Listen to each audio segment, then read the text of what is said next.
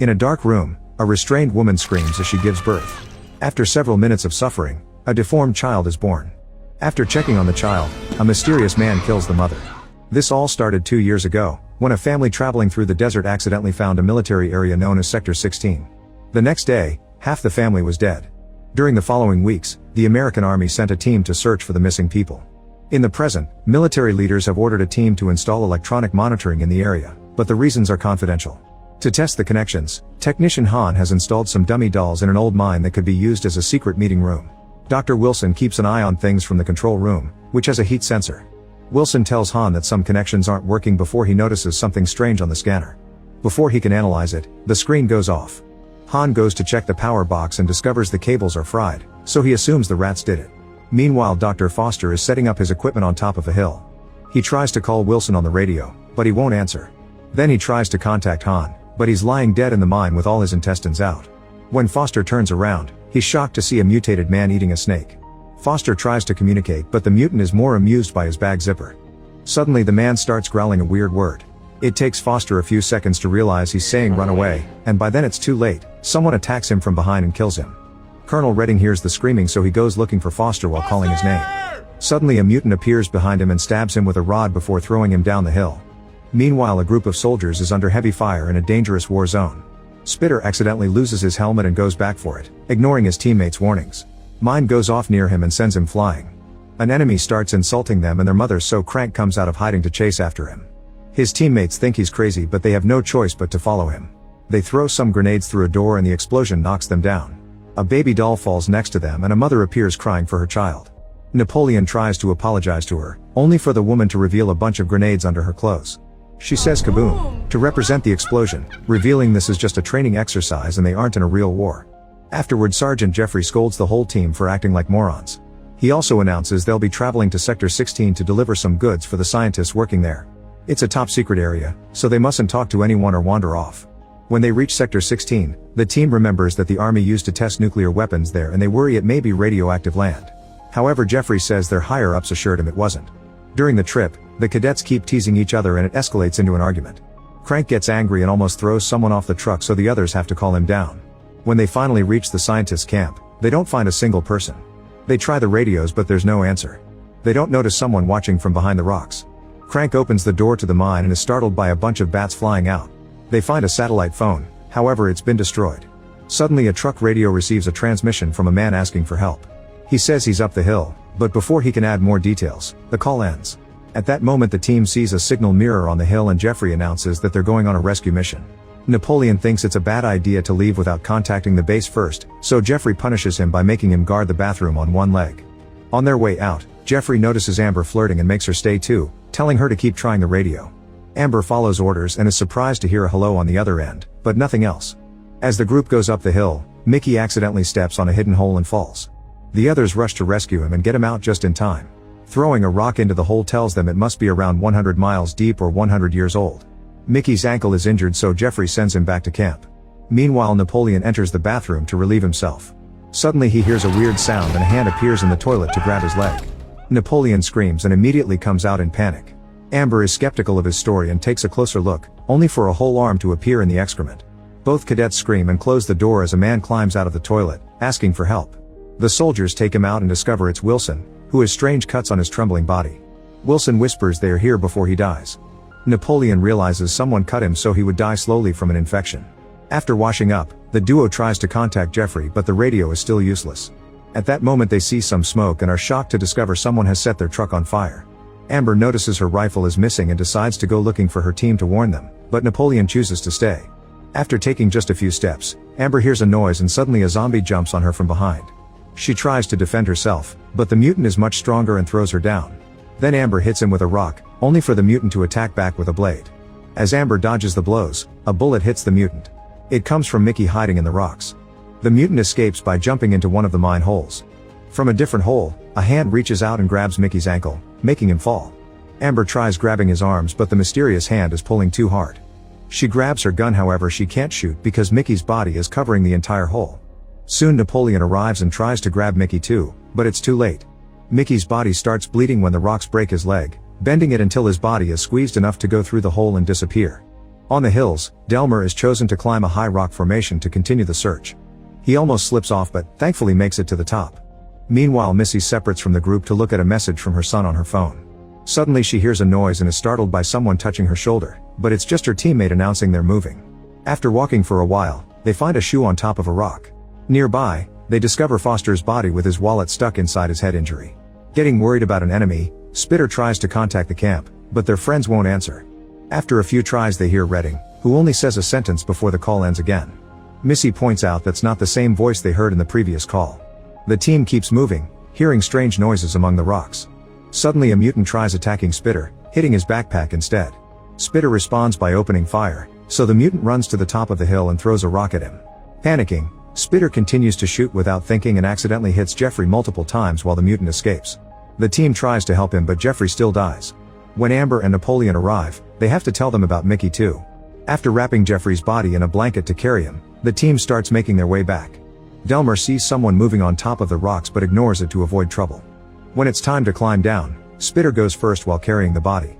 At first it goes well, but suddenly the rope breaks and Spitter falls to his death. Crank blames Napoleon for making a bad knot, however Delmer notices that the rope was cut. They also discover that all their spare ropes are gone. The team starts looking for a path that can take them down safely, but they only find dead ends. When they hear another noise, they follow it until they find Redding, who is barely alive. They try to take care of his wounds but Redding snaps at them and laughs. Then they hear screaming in the distance and everyone gets ready to shoot. When they turn around, they find Redding standing with a gun in his hand. He explains that there are humans living in the mines who have mutated because of the radioactive activity that happened during the old experiments. These mutants kill all men but keep women for breeding. The team asks how to leave and Redding answers by self-deleting. Minutes later, Missy sits with Amber and shows her a video of her son. A mutant appears behind them and Missy yells now because this is a trap. The guys open fire and quickly shoot the mutant to death. Afterward Missy moves behind a rock to relieve herself, not noticing the mutant behind her because his rock-like skin allows him to camouflage. He grabs her from behind and her screaming gets the others' attention.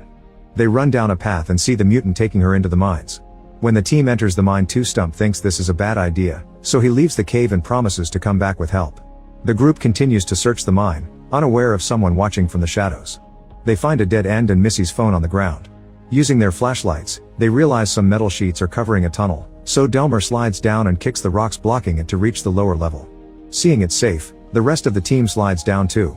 Amber freaks out when a spider appears on her arm but she manages to make it through. Meanwhile Stump is going down the hill when he hears someone nearby. Rocks start falling around him as he continues to hear the creepy noises. After dodging them, a nervous Stump decides to climb down without a rope. It's very dangerous so he has to move slowly. Midway, he finds a tunnel in the wall and calls for his friends, but nobody answers. When he tries to leave, a mutant appears in the tunnel and cuts his hand to make him fall to his death. In the mine, the team follows a breeze that takes them to a hole in the wall. They look out and see their dead friends, which means this is where the mutant cut the rope. The next tunnel is filled with water, so they can't see the ground well. Amber decides to save a bullet in her pocket in case she needs to self-delete in an emergency. She accidentally steps into a pit and when Napoleon tries to grab her, he falls to the next level too. The water drains through the pit and Crank and Delmer look down to confirm his friends are alright. They have no choice but to keep moving in two groups. The mutant holding Missy is down there, but he hides before they can see him. Delmer and Crank find their path blocked by another hole. Crank decides to make a big jump but he barely manages to hold on to the other side. As he starts to slip, Delmer also jumps and actually makes it. Then he brings Crank up. On this side of the hole there's a beam that they use to go down safely. In a room full of dusty objects, the mutant drops Missy and says he wants Mama Pretty. Missy spits on his face and the furious mutant calls her a slur before throwing her on the bed. She tries to defend herself but he strikes her down. He tastes her blood and calls it sweet before inserting his tongue into her mouth. Missy bites a piece of tongue off and kicks the mutant in the groin, then she tries to run away. Unfortunately a big mutant appears at the door and knocks her down. The first creature apologizes and calls him Papa before the new mutant hits him too, so he runs away. Next the big mutant announces he wants a baby and tries to take advantage of Missy.